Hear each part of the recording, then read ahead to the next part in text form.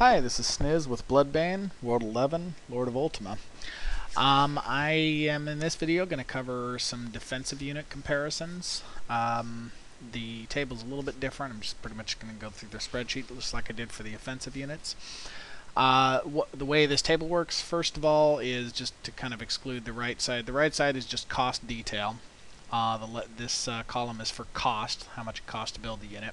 And then this is comparing its offensive value to its cost, its defensive value versus infantry, defensive value versus cavalry, artillery, and magic. So these four columns are really what we're looking at right now. The offensive value I'm including just for some comparisons as to why specifically I favor rangers for the most part. But these four columns, infantry, cavalry, artillery, and magic, are the four columns that are used to assess how they do against those unit types when they're defending. As you can tell, there's a little bit of a, there's a lot of detail to this as far as, obviously there's going to be a best unit versus another unit type. So if you know what's going to be attacking you, though I personally don't favor Guardians over Rangers, obviously if you're being attacked by cavalry, Guardian's a great unit to have, but in terms of an all-around defense, or at least understanding when to use what and how to use it, each unit type, I would say, that's what this is for. So anyway, one other thing, I equalized them for head space. So even though a crossbowman and a paladin are 2-to-1, a ballista is 10-to-1, and a sloop is 100-to-1, i.e. a sloop takes 100 slots, paladin. I just shrunk all those values. So for paladin and crossbow, I halved their costs and halved their values. And for the ballista, I divided by 10, and for sloops, I divided by 100. So that equalizes all of them in terms of comparing them to one another. Basically, and I've got some on here that I wouldn't even consider defensive units. Paladins certainly aren't offensive units, in my opinion. They're really not defensive units, in my opinion. Really, if they were a raiding force. They're relatively powerful versus magic as a defensive force, but as you can tell, they're not even the best versus magic. So I don't consider a paladin as part of a PvP force at all. I've actually been raiding out the rest of my paladins and converting them to other troop forms.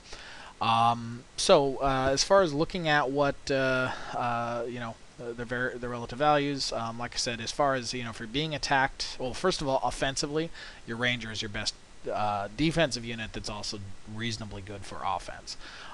Your versus infantry, sloops and rangers are your best two. Sloops are a little bit better than ranger, although there's one thing to factor here, and this is where I'm not a huge fan of sloops primarily. They have their use, they're fast, they can travel across the map, they've got some pretty good values, particularly against artillery units. The big problem with the sloops are that there are no towers for sloops. So when you look at having a town, for example, at least for your initial till you fill up your towers, you're getting a 2-for-1 deal with rangers and ranger towers. Your ranger towers can hold, I think, 1,000 per tower. So my first 10,000-12,000 rangers are actually getting double the effect because there are towers for rangers. So a couple of these areas, sloops look a little better, and they are, but because you don't have a sloop tower and you do have a ranger tower and a ballista tower and a guardian tower and so on, it makes them not as attractive for the defense. That said, though, when you're looking at a massive defense scenario where you're bringing possibly hundreds of thousands of troop strength into a single castle, at some point you cap out the capability of your towers. So, and once you've capped out the effectiveness of the towers, then obviously, and like in this case, a sloop is better versus infantry than a ranger. However, the first 10, 15, 20,000 rangers, I'm actually getting a 0.5 because I'm getting a 100% increase because of the towers. Also, I didn't include the city guards. I'm not a big fan of city guards, quite frankly. They are, once you make them, you can't get rid of them unless you coordinate with somebody to attack you. Their defensive values are pretty weak. About their only advantage is they don't take up space in your castle. Using them in a resource city is a little bit of a force to sit there and be a base level defense is great. In terms of defending a castle, you can't send them on support anywhere, so you don't have a mobile defense at all. they're weak. They take less food, but they still eat food. The only thing is they don't take a head slot. So when I'm looking at a serious castle defense, I don't even really include city guards in the mix. There may come a point where if I got a castle being constantly attacked and I know that's the hot spot, I may end up using them in certain situations, but they're really not great beyond just that one advantage of not taking a slot, basically. Anyway, so back to the comparison. If you're being attacked by infantry, obviously the top of the list would be actually these three: Rangers, Ballistas, and Sloops. Rangers, in my opinion, are the best of those three, particularly because of the tower value. As far as if you're being attacked by cavalry, obviously Guardian is the best to have. Guardian or crossbow, as a matter of fact, either one are great. The rest of them are fairly weak against cavalry. That's even though cavalry isn't a very good. Well, actually, warlocks. That's where my warlocks did very well. Although most people use Guardians. If I had it to do over again, I might not have been so heavy on the warlocks because people, I don't know, almost everybody uses Guardians for defenses, so I probably would have been better off attacking with Zerks because of that. Now, one thing on that really quick, this does, when you talk about defenses, there is no one best.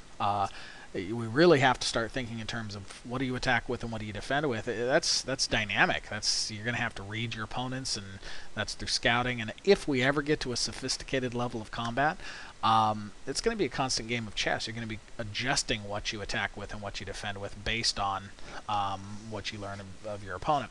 However, in this game so far, I have yet to encounter even a very intelligent defender. Just some basic mechanics. I haven't had to. I've got all kinds of tactics and strategies and different attack patterns kind of penciled out, and I haven't even bothered to use any of them. Just the basic idea of having a little bit of a floating defense. People just seem to completely miss it, or most people aren't even separating their defensive units out of their offensive castle. Most people are just building some defensive units in the same castle that they're sending out their offense from. So anyway, so just back to the comparison. So obviously versus cavalry, you got Guardians and crossbows are going to be the best. As for the rest, versus artillery, nothing's going to beat the Ballista and Sloop. Versus magic, the Paladin's good in this situation, even though I wouldn't bother building him as far as defensive. But in terms of all around, this is if you look at a comparison of all three of these, I've pretty well focused on the combination of Rangers and Ballistas. They both have the capability of towers, and between the two, if you have a good force of Rangers and Ballistas, and you can shift and adjust them around and bring the ones that you want where you want them when you need them, you basically have most bases covered. Versus your probably biggest weakness at that stage is versus cavalry. That might be a good time to go ahead and build maybe one castle of Guardians or something, or actually a crossbowman, because they're cavalry. I think they're cavalry. Would be probably your fastest, as far as travel speed becomes a factor. Anyway, so I definitely don't want to go into two parts on this. There really isn't that much more to cover. I figured I'd just kind of introduce the spreadsheet. I know if I just put a spreadsheet like this on the forums, which some of these I may have just put on the forums, but most people don't know how to read them or interpret them and so on, so I figured a video along with the spreadsheet might be nice. So anyway, for the most part, the spreadsheet says it all. I think the most important factor here is to understand what defensive values they have versus what kinds of units, and later if we get into some level of sophisticated combat where they're sending cavalry because they know we have Rangers, it may become more sophisticated than that. But like I said, I haven't seen anything even close to like that yet, so maybe once Endgame releases and people are actually start to consolidate their combat efforts into specific areas, that'll become a factor. So also, I didn't put it on this table, but their food consumption is a factor to look at. So just get in the habit of using the tooltips and deciding what unit you want to go with. But across the board is just kind of a generic defense. So far, I still lean towards Ranger Ballista. Pretty good all-around approach, and the biggest thing for me is all my Rangers are raiding and producing resources when I'm not actively defending. So hope you enjoyed. Before rendering this, I wanted to post one quick correction. Warlocks are categorized as magic, the best I can tell. So in terms of the defensive value of Rangers versus Warlocks, it's much better because they're actually classified as magic. So when you're looking at cavalry, you're pretty much, from what I can tell, you're looking at paladins and crossbowmen. Anyway, there's the addendum. Enjoy.